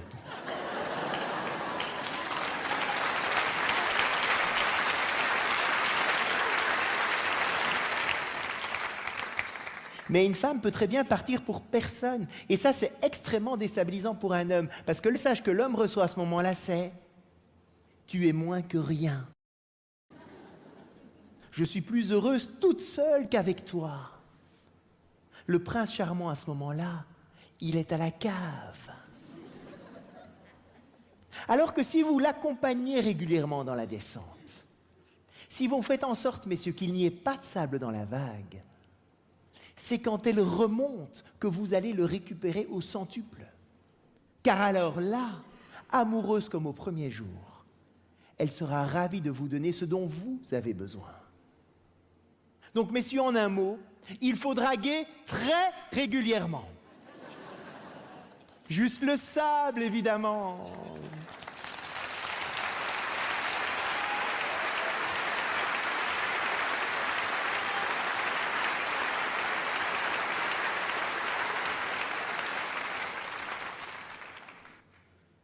Alors, à votre avis, mesdames, quelles sont pour vous les meilleures chances de recevoir attention et compréhension? C'est de nous donner? Non. Du sexe, j'entends. On va en parler à la fin, rassurez-vous. C'est de nous donner confiance et appréciation. Et vice-versa, une relation est avant tout une relation d'échange. L'homme a donc avant tout besoin de confiance. C'est la confiance que vous mettez dans leur compétence à faire les choses. Or, les femmes ne se rendent pas compte parfois à quel point elles peuvent blesser un homme par rapport à toute une série de petites remarques qu'elles peuvent faire, qui sont juste des petites remarques en l'air comme ça, qui n'ont l'air de rien, mais qui peuvent être extrêmement blessantes pour un homme. Et ça va se nicher dans les détails les plus infimes du quotidien. Il l'emmène au restaurant pour la Saint-Valentin, son anniversaire. La soirée se passe bien, tout le monde est très détendu, l'ambiance est excellente. Et à un moment donné, elle va voir un tableau qui est au mur et elle va lui dire « Oh, t'as vu le tableau, qu'est-ce qu'il est moche !» Et là, l'homme arrête de parler pour le reste de la soirée. Et elle ne comprend absolument rien de ce qui s'est passé. Mesdames, s'il l'emmène dans ce restaurant-là, c'est que c'est lui qui a peint le tableau.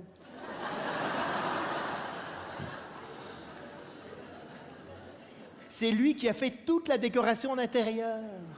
Il est le bœuf qui est dans l'assiette. Il est tout. Et toute remarque qu'elle fait par rapport à l'endroit où il l'emmène, il risque de le prendre personnellement. Et la réaction masculine à ce moment-là, c'est de dire « Mais si c'est comme ça, la prochaine fois, tu choisiras le restaurant toute seule. Tu iras toute seule au restaurant, d'ailleurs. » C'est encore plus simple. Pourquoi les hommes arrêtent les petites attentions? Pour deux raisons. La première, effectivement, ils pensent que c'est plus utile parce qu'on s'aime. Mais la deuxième raison plus profonde, c'est parce qu'ils ont tellement peur de se prendre 2 claques sur la figure, si jamais ce n'est pas exactement comme vous voulez, qu'ils ne vont plus rien faire du tout. Le nombre d'hommes, j'ai déjà entendu, ils sont là en train de nettoyer les vitres chez eux. Et la femme vient par derrière. Non, c'est pas dans ce sens-là qu'il faut les nettoyer. C'est dans ce sens-là qu'il faut les nettoyer.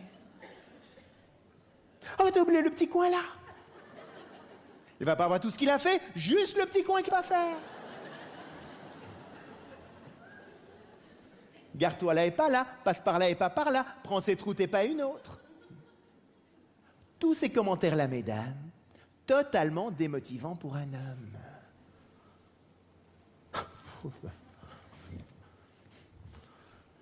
Qu'est-ce qu'ils sont susceptibles, ces mecs, si on peut rien leur dire? Hein? Mesdames, c'est pas qu'on est susceptible, c'est qu'on est sensible. Oh. Eh oui.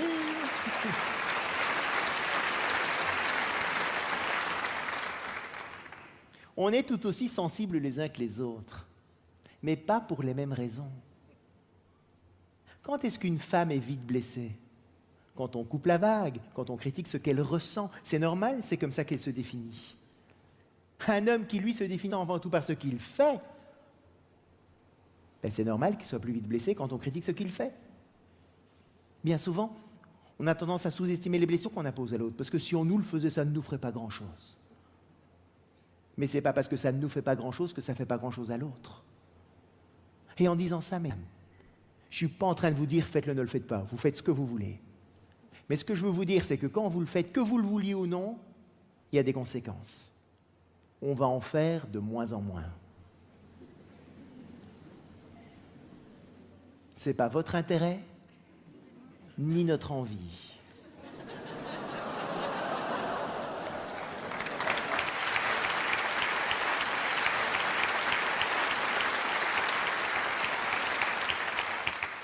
Et mesdames, si vous pouvez vous abstenir de ce genre de petits commentaires en public, on vous en sera extrêmement reconnaissant. Le nombre de fois on dîne chez des amis, et les femmes sont là entre elles. Le mien, il a 2 mains gauches. Il a essayé de planter un clou tout à l'heure. Le mur, un vrai gruyère, il y a des trous partout. Je sais pas comment il fait. Me raconte pas, le mien l'autre jour, il s'est fait flasher 2 fois de suite à 100 km d'intervalle. Vous auriez dû voir sa tête. La 2e fois quand le policier l'a arrêté. Tu te souviens, mon chéri, la 2e fois quand le policier t'a arrêté? Mon chéri, tu te souviens? C'était trop drôle, vous auriez dû voir ça. Et l'homme, il s'enfonce dans le canapé. Ah ah, ah ah, ah. Mesdames, vous allez le payer d'une manière ou d'une autre. On est extrêmement rancunier par rapport à ça. C'est notre sable à nous, ça. Alors, où est-ce qu'on a le plus besoin de ressentir cette confiance? Dans la situation suivante. Là aussi, je vais prendre un volontaire pour vous expliquer l'attitude. Viens. Viens, passe par là. On peut l'applaudir aussi, parce que ça...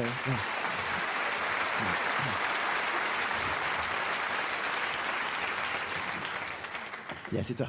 Comment tu t'appelles? Sun. Sun. Magnifique, Sun.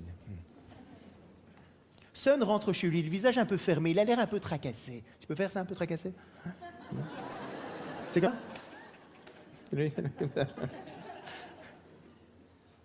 Sa partenaire perçoit immédiatement qu'il a des problèmes avec une tête comme ça. Elle, quand elle a des problèmes, qu'est-ce qu'elle veut faire? En parler. De quoi est-ce qu'elle a besoin pour en parler? De quelqu'un qui va bien l'écouter, qui va bien la comprendre. Oh là là, Sun, il a l'air d'avoir des problèmes là. Je vais lui donner toute la sécurité dont il a besoin pour descendre sa vague, je vais bien l'écouter, je vais bien le comprendre. Et puis après, on va pouvoir passer une magnifique soirée tous les deux. Le problème, c'est que plus elle va vouloir faire parler Sun, plus Sun, il va être désagréable. Et c'est là où on va sortir tous les deux frustrés de ce type de conversation. Elle est frustrée parce qu'elle se dit « Mais c'est incroyable ça. Je lui mets tout mon amour pour qu'il puisse descendre cette vague. Si Sun me faisait le tiers de ça, moi je serais la plus heureuse des femmes au monde. Et ce salaud de Sun, il voit pas tous les efforts que je fais pour lui ?» Extrêmement frustrant pour elle. Et Sun, lui, il est tout aussi frustré. Pourquoi? Parce qu'il n'a pas ce dont il a besoin. Parce que ce que je vous dis, mesdames, tout à l'heure, c'est que quand un homme a un problème, lui, la dernière chose qu'il veut faire, c'est en parler. Nous, tous les hommes, on est une grotte dans laquelle on va se réfugier quand on a des problèmes. Viens dans ta grotte, il y a une petite grotte que je t'ai préparée, là, tu vas voir. Elle est super confortable, il y a tout le matériel. Non, viens, tu vas voir. Il y a tout ce qu'il faut, là. Tiens, rentre là. Voilà. Rentre bien, là, dans ta grotte. Il y a un dragon qui est au-dessus de la grotte. Et il brûle toute personne qui essaye d'y rentrer.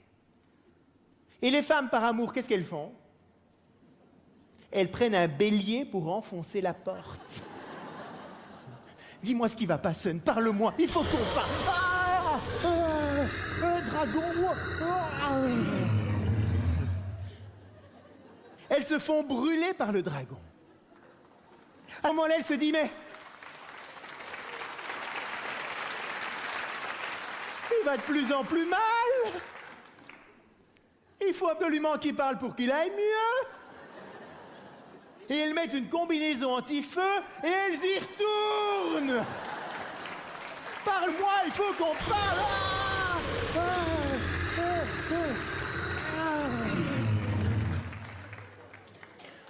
Et c'est comme ça que le dragon, il brûle de plus en plus.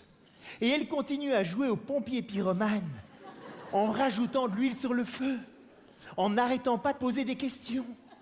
Parle-moi, il faut qu'on parle, dis-moi ce qui va pas, je le vois bien. Mais tu peux rentrer à ta place maintenant. Et on peut passer par là. Merci beaucoup.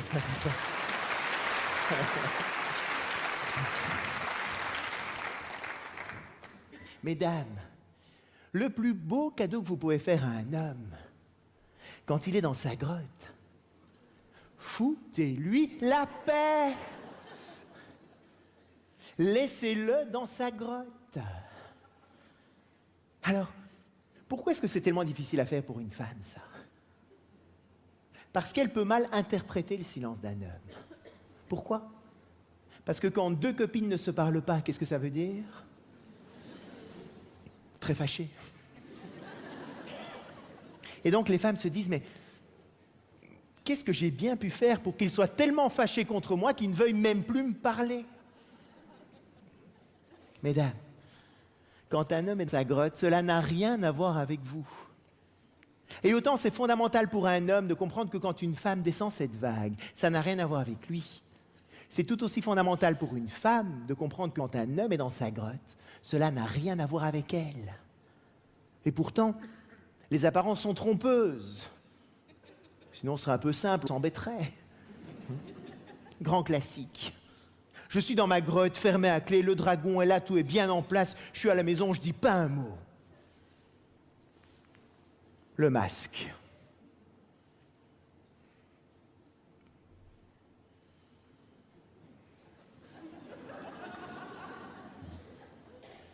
Et puis, il y a des amis qui arrivent à l'improviste à la maison. Dès que les amis arrivent,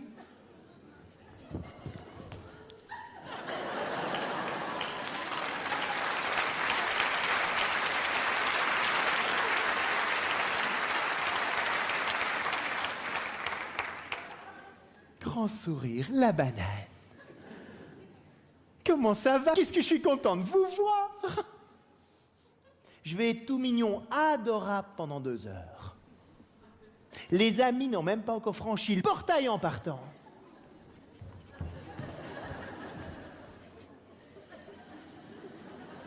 Le masque.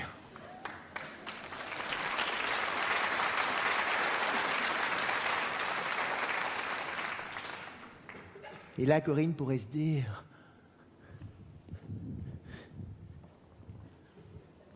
Voilà bien la preuve que c'est lié à moi. Parce qu'avec tous les autres, il est parfaitement capable d'être sympa, sauf avec moi. Donc c'est bien que c'est avec moi qu'il y a un problème. En fait, mesdames, pas du tout. Avec tous les autres, je suis obligé de montrer comme je suis grand, comme je suis fort. Mais de temps en temps, dans l'intimité de la relation, je peux être moi-même. Et ça fait partie d'être moi-même, c'est d'être de temps en temps dans cette grotte. Alors, qu'est-ce qu'on y fait dans cette grotte? C'est quoi cette grotte? Et avec qui il est d'ailleurs? Faudrait que j'aille voir d'abord. Il n'y a personne, mesdames. Le côté masculin fonctionne un dossier à la fois. L'homme a de temps en temps besoin de temps pour lui, pour résoudre ses problèmes seul. Trouver ses stratégies, voir comment il va faire. Et à un moment donné, il ferme le dossier, il met une chape de plomb dessus et il ne veut plus y penser jusqu'à plus tard. Et c'est ça ce qu'on fait dans notre grotte. Et mesdames, cela n'a rien à voir avec vous. Bonne nouvelle aussi, non? Bon, d'accord. Je veux bien le laisser dans sa grotte. Oui, mais j'ai quand même pas envie que ça dure des heures. Hein? Des jours, c'est ça? Des semaines, il y en a, non? Qu'en faire?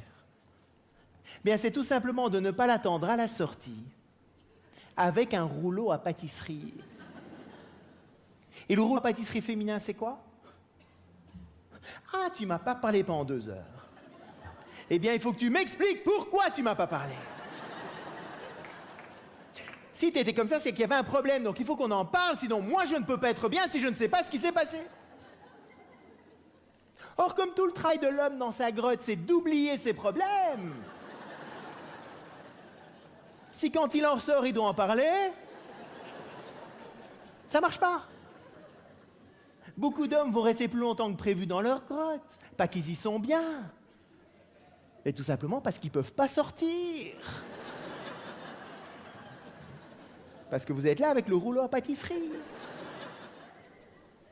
Donc, mesdames, quand on sort de notre grotte, magnifique cadeau.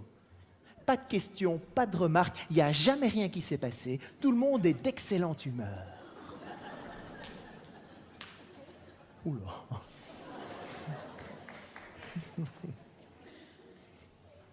Il me prend pour une sainte, ce gars-là, ou quoi? Ça peut apparaître surréaliste pour certaines femmes. Parce que quand il y a beaucoup de sable dans la vague, c'est impossible pour une femme de laisser un homme dans sa grotte. Mais moins il y a de sable dans la vague, et plus c'est possible. Et le problème dans beaucoup de relations, c'est que ces moments-là ne sont pas très bien compris, ni surtout bien gérés par l'autre. L'homme passe sa vie à couper la vague, et le sable s'entasse et se durcit. Et la femme n'arrête pas d'essayer d'enfoncer la porte de la grotte, derrière laquelle l'homme se mure de plus en plus. Et c'est comme ça, petit à petit, que le sable devient du ciment. Et certaines grottes, des abris anti-atomiques. On peut vivre comme ça pendant des années, côte à côte, mais plus tout à fait ensemble.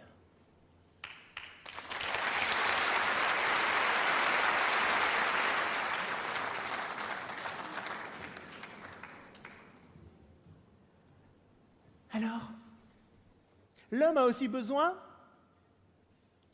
d'appréciation. Et autant une femme fonctionne comme un jardin, autant un homme, lui, fonctionne comme un dauphin.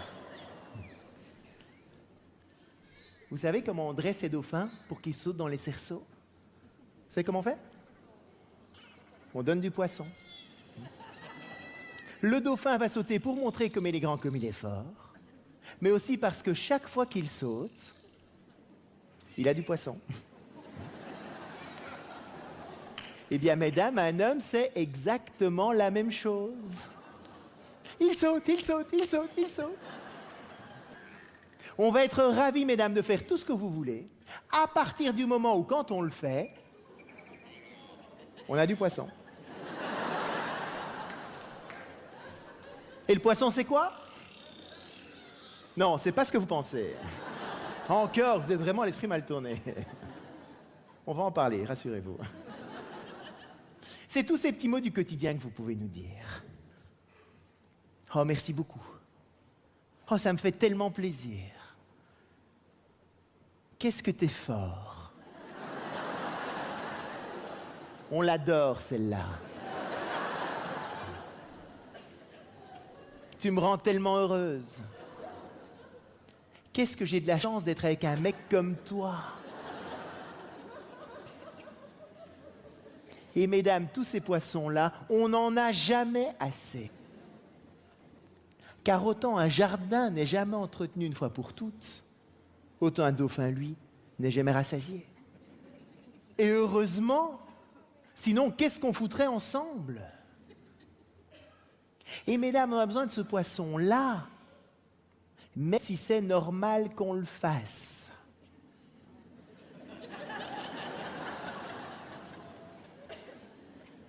C'est là où ça devient dur. Oui, mais c'est quand même normal qu'il le fasse. Même si c'est normal, on a besoin du poisson. Sinon, on en fait de moins en moins. Oui, mais je vois pas pourquoi j'irais apprécier ce qu'il fait de temps en temps, alors que lui n'apprécie absolument rien de tout ce que je fais. Tout le temps. Mesdames, vous n'avez pas besoin de poisson. Nous, oui. Je suis à la maison en train de passer l'aspirateur. Oh, les poils du chien, j'en ai marre, ce chien, fou. Corinne vient à côté de moi, plein de poissons. Oh, mon amour, c'est extraordinaire, ce tapis est nickel, on pourrait manger par terre. Il n'y a personne qui nettoie un tapis comme toi. Ouais, je suis fort!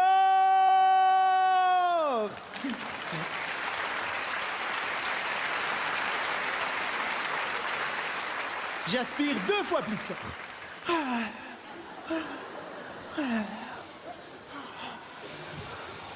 Le tapis est nickel, on peut manger par terre. L'inverse maintenant. Corinne est en train de passer l'aspirateur. Ah, les poils de son chien, j'en ai marre, son chien. Je viens à côté d'elle, même chose, plein de poissons. Mon amour, c'est extraordinaire, ce tapis est nickel, on pourrait manger par terre. Il n'y a personne qui nettoie un tapis comme toi.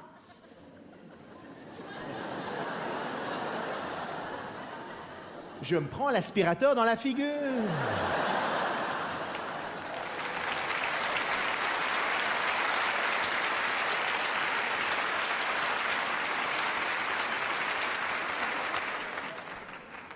Il y a quelque chose qui va pas ou quoi?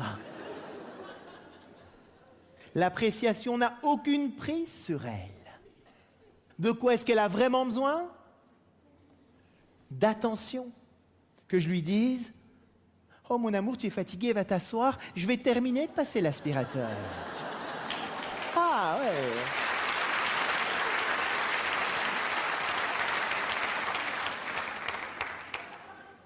Quand une femme a de l'attention et de la compréhension, le poisson c'est bien, je ne vais pas dire qu'elle n'aime pas évidemment. Mais ce n'est pas ça qui est réellement motivant pour elle. Mais à l'inverse, si Corinne me faisait cette attention-là, je suis en train de passer l'aspirateur et elle me dit: oh mon amour, tu es fatigué, va t'asseoir.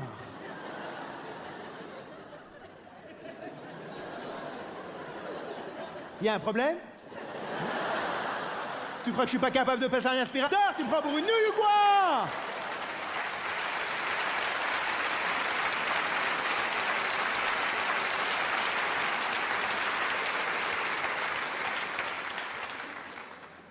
Je n'ai aucune envie qu'elle me fasse cette attention-là. On va faire l'erreur de donner ce qu'on aimerait bien recevoir. Les femmes vont donner plein d'attention et de compréhension aux hommes. Ouh là là, quand il rentre, il va être fatigué. Je vais lui faire son petit dîner. Je vais faire 14 magasins pour trouver le petit cadeau qu'il aime bien. On le prend, c'est pas désagréable, mais c'est pas ça qui est réellement motivant pour un homme. Et les hommes, qu'est-ce qu'ils font? Ils donnent plein de confiance et d'appréciation aux femmes. Moi, ma femme, je lui fais toute confiance. La manière dont elle gère les enfants, les écoles, c'est génial comme elle fait. J'ai jamais vu un prof de ma vie, je sais pas où ils sont. Les médecins, non, non, chérie, ne m'en parle pas, non, ta carte blanche, c'est génial comme tu fais, il n'y a absolument aucun problème. Et les femmes vont dire: mais je m'en fous, moi, de ta confiance et de ton appréciation. Moi, ce que j'aimerais bien, c'est qu'on aille voir les profs ensemble, que je me sente soutenu, qu'on puisse en parler. Mais les hommes sont là: non, non, ma chérie, c'est merveilleux comme tu fais. Et c'est là où on va petit à petit s'épuiser, en ayant l'impression d'avoir été extraordinaire envers l'autre et de ne rien avoir reçu en retour. Et on se retire des points, jusqu'au retrait du permis. Donnons à l'autre ce dont il ou elle a besoin pour retrouver très très vite tout le plaisir, toute la joie d'être ensemble.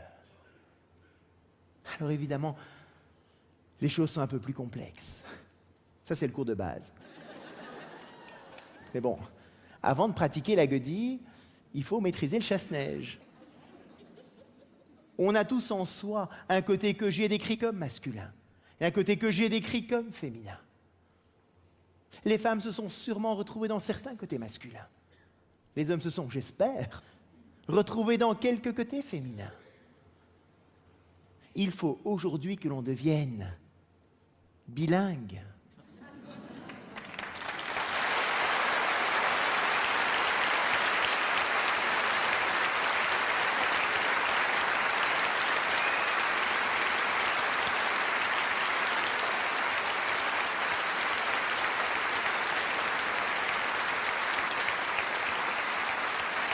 Alors,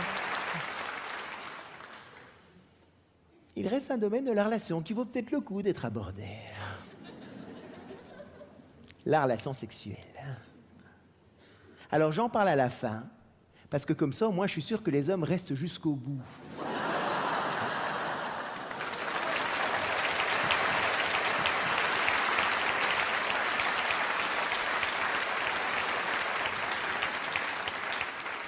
Mais en même temps, messieurs, je sais bien que tout ce que je vais dire, vous le savez déjà. Vous êtes des amants exceptionnels, je n'en doute évidemment pas. Vous voyez que ça marche le poisson. Où est-ce que le sentiment masculin de compétence est le plus exacerbé? Dans la relation sexuelle, évidemment. Mesdames, il y a des petites choses intéressantes pour vous aussi. Par exemple, pour un homme, c'est le fait de faire l'amour qui le connecte, qui le reconnecte à ses sentiments amoureux. Quand un homme a envie de faire l'amour, ce n'est pas que physique. Il y a une demande de rapprochement émotionnel, mais qui passe par la relation sexuelle. Donc, mesdames, on n'est pas que des bêtes. C'est assez étrange pour une femme, parce que pour elle, évidemment, c'est l'inverse. L'envie sexuelle découle des sentiments amoureux. Quand le jardin est bien entretenu, quand il n'y a pas de sable dans la vague, les sentiments amoureux sont là et l'envie sexuelle sera présente. Donc, messieurs, sortir la poubelle, ça fait partie de la relation sexuelle. Alors, quand un homme est excité sexuellement, lui, ce qu'il recherche à faire, c'est de se libérer de cette énergie sexuelle. Et il peut donner l'impression d'être un peu pressé de se libérer de cette énergie. Il fonctionne comme un chalumeau. Parce qu'un chalumeau, vous mettez le gaz, la température monte tout de suite à 200 degrés. Un homme qui n'a pas de problème physiologique ou autre, 2-3 minutes caresse du pénis, il a une éjaculation, un orgasme. Ça prend pas 4 heures. Une femme, elle, fonctionne plutôt comme un four. Et c'est un micro-ondes.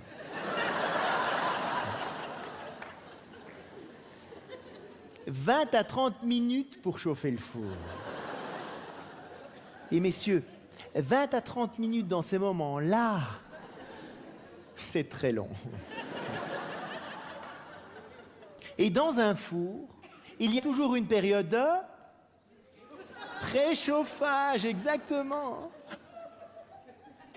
Toujours commencer par caresser les zones non érogènes. Caresser les zones érogènes d'une femme quand le four est froid, c'est un peu comme caresser le pénis d'un homme un peu après l'éjaculation. C'est un peu mou, ça chatouille, c'est franchement pas le meilleur moment.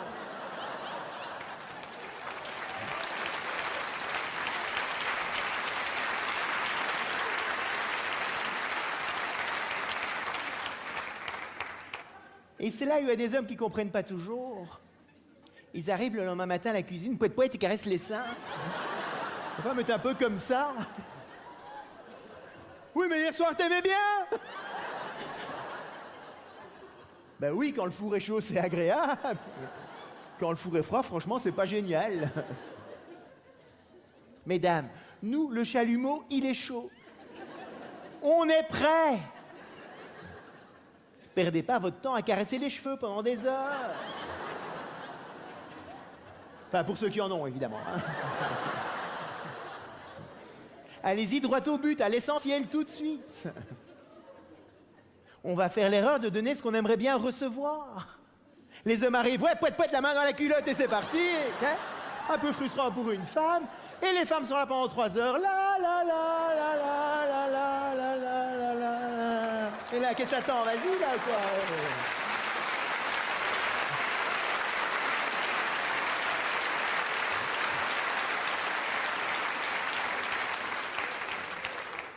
Inversez le processus, vous allez voir, ça marche bien mieux. Alors, qu'est-ce qui fait réellement monter ces températures du four? Mais c'est le fait qu'une femme puisse se dire, mais où est-ce qu'il m'emmène? Qu'est-ce qui va se passer? Globalement, elle le sait. C'est pas une surprise totale pour elle. Mais un homme peut avoir un côté un peu routinier. Ça a bien marché comme ça la fois dernière. Ça marchera encore bien comme ça cette fois-ci. Le problème, messieurs, c'est que vous le faites 4 fois de suite de la même manière. La 5e fois, la femme sait très bien que dans 2 minutes 30, vous allez dire ça, dans 3 minutes 25, vous allez faire ça, et dans 4 minutes 32, ça va être terminé. Alors, je vous parle de variété dans le cadre de la sécurité de la relation, évidemment. L'idée n'est pas née dans votre lit d'Icosac avec des masques de Zorro. Enfin, vous faites ce que vous voulez, c'est pas mon problème. Je vous parle ici de petits changements. Par exemple, un jour, vous pourriez peut-être commencer par caresser le sein gauche plutôt que le sein droit. Ou bien une idée folle. Caresser dans le sens inverse des aiguilles d'une montre. Quelque chose comme ça. Des petits changements. Point important aussi. 85 à 90% des femmes ont un orgasme par la caresse du clitoris et pas par la pénétration. Assurez-vous de savoir où il est.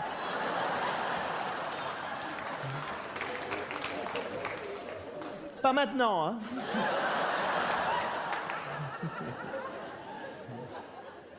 Alors, le moment où l'homme est le plus vulnérable dans la relation, c'est quand il se rapproche de sa partenaire, chargé de cette énergie sexuelle, et qu'à travers la relation sexuelle, il souhaite se rapprocher émotionnellement d'elle. Et qu'à ce moment-là, elle lui dit « Non, mon chéri, pas ce soir. Mal à la tête. » Là, l'homme, il prend 20 claques dans la figure. Et petit à petit, un homme peut progressivement arrêter de proposer de faire l'amour. Pas qu'il n'a plus envie, mais parce qu'il a peur de se prendre la porte sur le nez. Et ça peut être extrêmement difficile à vivre pour un homme, surtout dans notre société actuelle, où on est entouré de messages publicitaires, de films, de magazines, de strings, de mini-jupes. Il y en a partout, qui donnent aujourd'hui tous les hommes l'impression, mesdames, que vous n'attendez toutes que ça. Et les hommes vont donc arriver à la conclusion suivante. En fait, toutes les femmes adorent faire l'amour, sauf la mienne.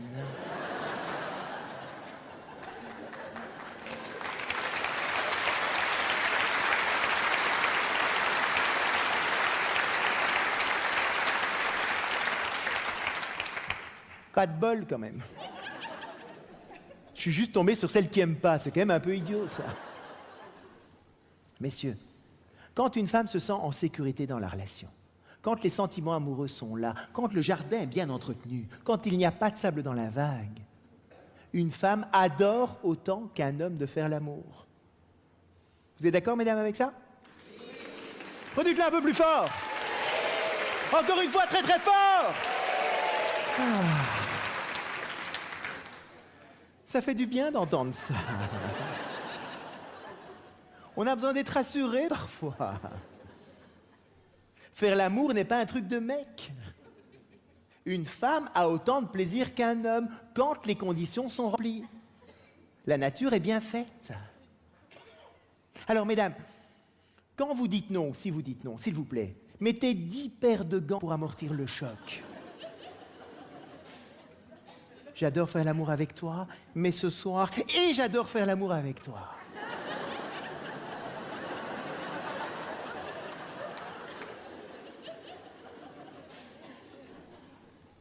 Et si jamais c'est parce qu'il y a un peu de sable dans la vague, ça vaut peut-être le coup de dire « Écoute, il faudrait peut-être que je parle un peu d'abord. »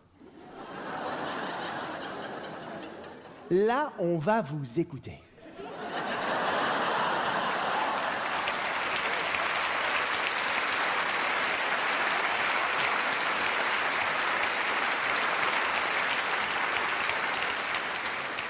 On va être extrêmement attentif. On ne va absolument pas vous interrompre.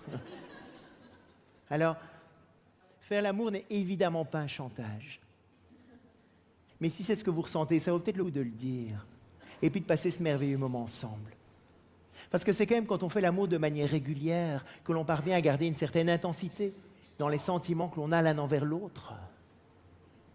Alors, on peut peut-être aussi parfois négocier, pour ne pas que ce soit juste oui ou non, en comprenant qu'en fait, il y a différentes manières de faire l'amour. Il y a ce que j'appellerais la manière classique. C'est le fait maison. La bouillabaisse à Marseille. La choucroute à Strasbourg. Bon petit plat cuisiné.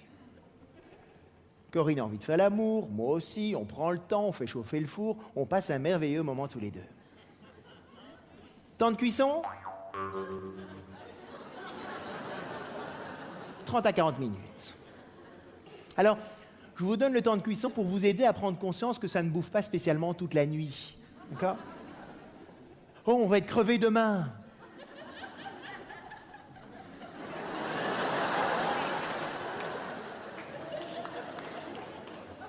Il y a encore moyen de dormir après. Faut pas spécialement aller se coucher à 5 heures du matin pour ça. Juste comme ça. Il y a une autre manière de faire l'amour. C'est le quickie. Le McDo, le fast-food. Là, le contrat est clair, c'est un cadeau que Corinne me fait. Pas question de faire monter la température du four ou quoi que ce soit. Temps de cuisson 2-3 minutes. Le lapin. Le décrassage du carbu. L'entretien des tuyauteries. Oh. Alors effectivement, ça pourra apparaître un peu bestial comme je vous en parle. Il y a quelques conditions pour que ça marche bien dans un couple. Première condition, qu'on soit en vitesse de croisière dans la relation, qu'il n'y ait pas de conflit latent. Deuxième condition, que le jardin soit bien entretenu, qu'il n'y ait pas de sable dans la vague, évidemment. Troisième condition, il faut aussi, messieurs, qu'une femme ait son lot de caresses non sexuelles dont je vous parlais tout à l'heure. Le pendant du quickie dans l'esprit féminin, ce sont les caresses non sexuelles. Et messieurs, il faut laisser au moins une demi-heure entre une caresse non sexuelle et un quickie. Je les connais. Oh, ma chérie, un petit cookie? Non. Non sexuel, c'est vraiment non sexuel, on est bien d'accord. Il faut aussi qu'on mange régulièrement à la maison. Aller manger au McDo tous les jours, c'est quand même un peu indigeste. Et il faut aussi, de temps en temps, qu'on se fasse un petit resto gastronomique. Et ça, c'est quoi? Bien habillés tous les deux, petite soirée romantique, un restaurant, apéritif, les bougies, la totale. Et messieurs, même, c'est pas idiot d'aller terminer la soirée à l'hôtel, même si vous restez dans la même ville.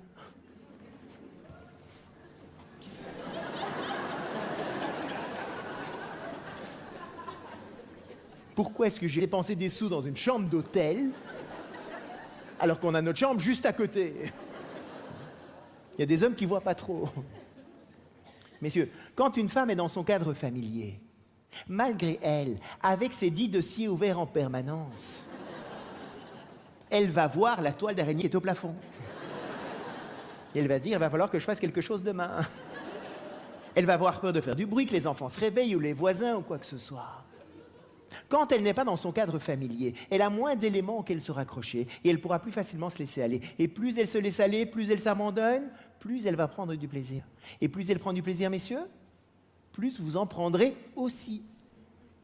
Donc, c'est un excellent investissement. Et c'est là où on peut négocier. Je peux m'approcher de Corinne, lui proposer de faire l'amour et elle va me dire « Oh, écoute, ce soir, je suis un peu fatigué, mais si tu veux un petit cookie, il n'y a pas de problème. » Ouais. Ou bien elle peut me dire « Bah, un petit cookie ce soir, sinon demain, je serai plus en forme, on peut se faire fait maison. » Bah, un cookie ce soir, un fait maison demain, moi ça me va, je prends les deux. Hein. Pourquoi choisir? C'est pas juste oui ou non. Et on peut alors chacun être respecté dans ce qu'on est prêt à donner et à partager dans ces merveilleux moments-là. Et c'est là où on a un bon régime alimentaire. On mange régulièrement à la maison. De temps en temps, on n'a pas trop le temps. On se fait un petit quick. Et puis de temps en temps, on se prend le temps d'une bonne bouffe. Et quand on mange comme ça, il n'y a aucune raison d'aller manger ailleurs. Bon appétit!